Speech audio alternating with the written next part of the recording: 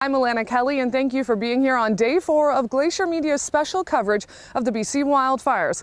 Finally, rain, and no matter where you are in the province, you're probably experiencing lots of this smoke everywhere, and it's causing issues for mapping the fires. But first, let's take a look at the numbers. Paquito spends 3 days working here and then heads home every night to Richmond. Alanna Kelly, Glacier Media, North Vancouver.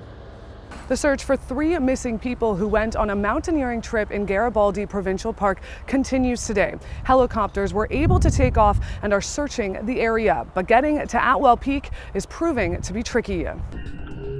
Jerry MacArthur was riding the waves in Howe Sound when this happened. And as we were kind of going out, we saw something out in the water. We didn't really know what it was. Oh, they're all below me. Oh God, I don't want to hit one of them. Leaping and playing alongside him was roughly 100 dolphins.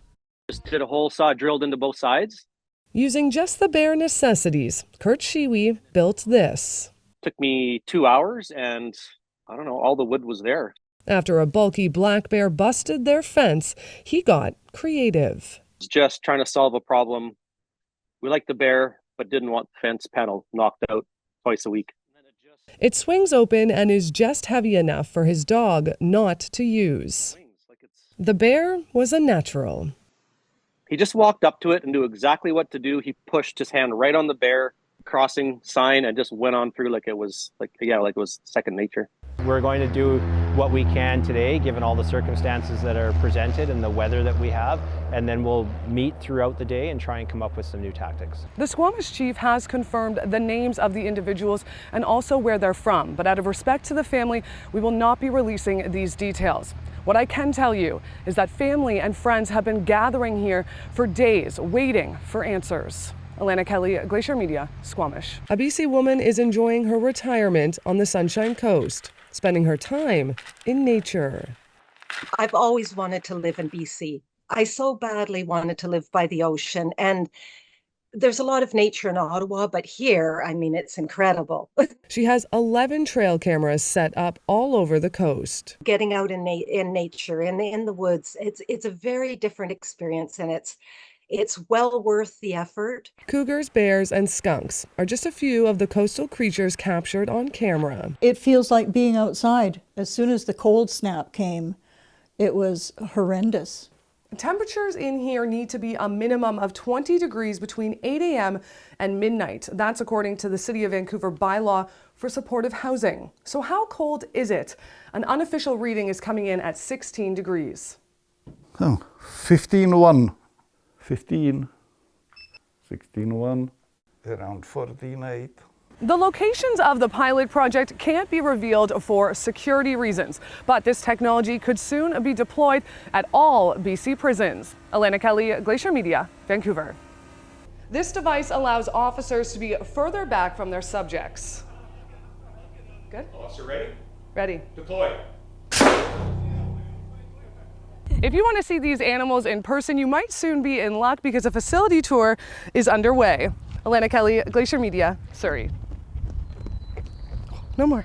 Cremation in here takes up to 8 hours, and it can accommodate someone who is 6'6" and 400 pounds. Once they see it, once they can touch it, their loved one, they understand that they're in there, you can touch it. And I'm still haven't got answers to it should be a simple answer for why did you do this to my daughter's body, the cremation end of it. Picton was convicted of 6 murders in 2007, even though he had been charged with murdering 26 women. I'm not surprised, he died, but he's been dead for a long time. CTV's Alanna Kelly reports on the alarming acts of cruelty and a warning the images may be disturbing for some viewers. The pictures are hard to look at. Sea lions washed up on shore, decapitated. Deborah Shore was walking along the beach in Nanaimo when she discovered one. The head had clearly been severed, and because there was still a piece of the spine attached, it looked like it had been, cut off. That was 2 months ago. Since then, at least 4 more headless animals have been found, one with a skull placed beside its carcass. Animal activists are calling for necropsies to determine exactly how the sea lions died. Alanna Kelly, CTV News, Victoria. They're confident that they could have it hooked up very, very quickly. Each sprinkler only costs $45, and soon half of this community will have them installed. Alanna Kelly, Glacier Media, Logan Lake. Come on, girl. Hey. To be a rancher means seeing a threat to your land and riding straight at it. Wiggle. A livelihood of land and livestock, but it's more than that. This ranch itself is, my dad bought it, and then now I'm coming in. But family has been up this valley for a long time. Threatened by a billowing, burning menace, wildfires casting a devilish glow over God's country. The ranchers are out there busting their butts. They're out there early in the morning to get their animals out of the way, and we're doing the best we can to try and save as much as we possibly can. Chris Haywood Farmer runs the ranch. That is a family name. And on this day, family is safe, but that could change with the shift of the wind. The Tremont, Sparks, and Durant wildfires are all ripping through their pastures. All 3 fires are affecting us pretty heavily on our daily life. So every day, Chris saddles up and rides through the fires to protect the herd. Biggest concern is just the well-being and the safety of the animals. A 16-year-old girl has vanished while she was hiking in British Columbia. Esther Wang was hiking Golden Ears Provincial Park with 3 other people as part of a youth activity yesterday. The terrain that they are searching in is mountainous, forested, and difficult, and that's why they're asking the public to leave the searching up to the experts. When we have more information, we'll let you know. And it's not just here. Raging water, mudslides, and widespread flooding spans across BC as a furious storm rages on. This case very well may result in significant changes to the system. Hopley now remains in custody. Alanna Kelly, Glacier Media, Vancouver. We had an uninvited guest show up. A 500-pound guest that came to crash their party. It was actually over my shoulder. I just kind of turned around and there was this great big head there. She walks on all 4s and came from 20 minutes away. Her name is Tina. A celebrity-owned resort in Ucluelet is up for sale and could be yours for a couple $1 million. North is drying rapidly, so it's so dangerous. Yes, high danger for wildfire. So right away I was able to X that off from the safest place. Okay. Then if you look at earthquakes like you talked about, if we look at that map, it shows Vancouver Island and Vancouver in the red, so a high danger. So instantly I was able to say, okay, places on Vancouver Island, not the safest, including Vancouver. So I was able to eliminate those places. And what about Richmond, BC? I feel like I've been told that it would just dissolve when the big one is to hit. So what I learned was that's all to do with the soil. So it's that loose, soft soil. So if an earthquake or a tsunami happened, there would be a lot of liquefaction. All 6 police officers are now out of the hospital, but only 3 of them have returned back to protect the community. Why these 2 men chose to carry out their gunfire in Saanich will never be known. Alanna Kelly, Glacier Media, Saanich. Now, I voted actually at this polling station behind me. You can see there's no line. And also BC Transit is offering free rides tonight to any polling station, so there is no excuse why you can't get out and vote. Now, one last thing, if you have one of these guys, the mail-in ballot, you can drop it off at any polling station across the province tonight until 8. Andrew? Okay, Alanna Kelly reporting live tonight. Thank you. Good evening. We begin in Tofino, where the highway closure that's cut off West Coast communities has reached its 3rd day. Be dead today or tomorrow. I know that. Both of the men's fathers are speaking out today, revealing new facts about the 2 alleged killers still on the run. And the snow is going to stick around all week long, providing the youngsters with a lot more of this. If it weren't for this program, I don't know what would become of me right now. It also gave another prisoner a new outlook on life. It's been extremely impactful. I think it's definitely changed my time being in and my outlook of being in. It's a really lonely place to be sometimes. People all across BC are finding it difficult to get a family doctor. Packing up and taking off.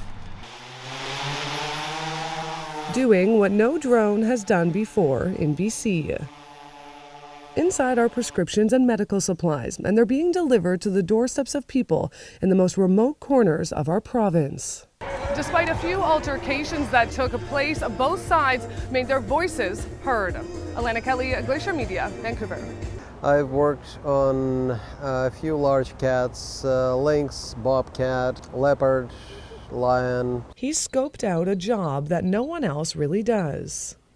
I spent about 20 years of my career working in emergency setting, emergency and critical care. At the time, there was no one who we could call and who would come and reliably do it. Performing about 15 procedures a week, he's busy, with some animal owners even traveling to him from the States. I've had a few patients from Alberta, I had a few patients from Washington. Now he's got a bone to pick with small balls. Please don't give little checked ball to your Labrador because chances are he or she will meet me sooner or later. And he's sure you'd also rather not meet him. Alanna Kelly, Glacier Media, Vancouver. She yells out, "Oh my God, something just licked the window." Bravely opening the door, the culprit appeared. And she goes, "Johnny, there's a goat out there." And I said, "No way." And she goes, "Yeah."